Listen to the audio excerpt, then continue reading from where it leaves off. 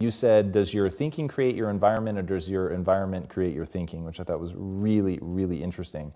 So how do we then go from that, like mechanistically, to begin this visualization process of something that's empowering? It's me in a different state. It's my future self. Is it meditation? Is it, what does that look like?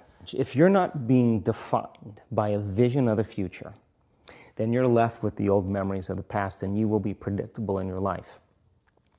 And if you wake up in the morning and you're not being defined by a vision in the future, as you see the same people and you go to the same places and you do the exact same thing at the exact same time, it's no longer that your personality is creating your personal reality. Now your personal reality is affecting or creating your personality. Your environment is really controlling how you think and feel unconsciously. Because every person, everything, every place, every experience has a neurological network in your brain. Every experience that you have with every person produces an emotion. So some people will use their boss to reaffirm their addiction to judgment. They'll use their enemy to reaffirm their addiction to hatred.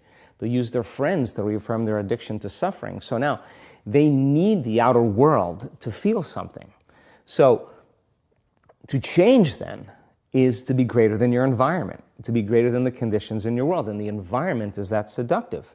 So then, why is meditation the tool? Well, let's sit down, let's close our eyes. Let's disconnect from your outer environment. So if you're seeing less things, there's less stimulation going to your brain. If you're playing soft music or you have earplugs in, less sensory information coming to your brain, so you're disconnecting from your environment. If you can sit your body down and tell it to stay like an animal. Stay right here.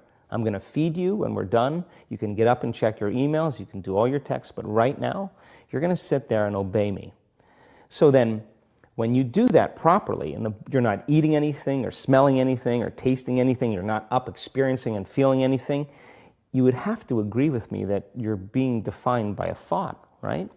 So when the body wants to go back to its emotional past, and you become aware that your attention is on that emotion, and where you place your attention is where you place your energy. You're siphoning your energy out of the present moment into the past, and you become aware of that. And you settle your body back down in the present moment, because it's saying, well, it's 8 o'clock. You normally get upset because you're in traffic around this time, and here you are sitting, and we're used to feeling anger, and you're off schedule. Oh, it's 11 o'clock, and you usually check your emails and judge everybody. Well, the body's looking for that predictable chemical state. Every time you become aware that you're doing that and your body is craving those emotions and you settle it back down into the present moment, you're telling the body it's no longer the mind, that you're the mind. And now your will is getting greater than the program. And if you keep doing this over and over again, over and over again, over and over again, just like training a stallion or a dog, it's just going to say, I'm going to sit. And the moment that happens, when the body's no longer the mind, when it finally surrenders, there's a liberation of energy. We go from particle to wave, from matter to energy, and we free ourselves from the chains of those emotions that keep us in the familiar past. And we've seen this thousands of times. In fact, we can actually predict it now on a brain scan. I found that so interesting. Let's go a little bit harder on metacognition, the notion that you don't have to believe everything you think. I love the way that you talk about that.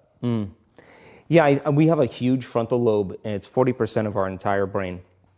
And most people, when they have a thought, they just think that that's the truth. And I think one of my greatest realizations in my own journey was just because you have a thought doesn't necessarily mean it's true.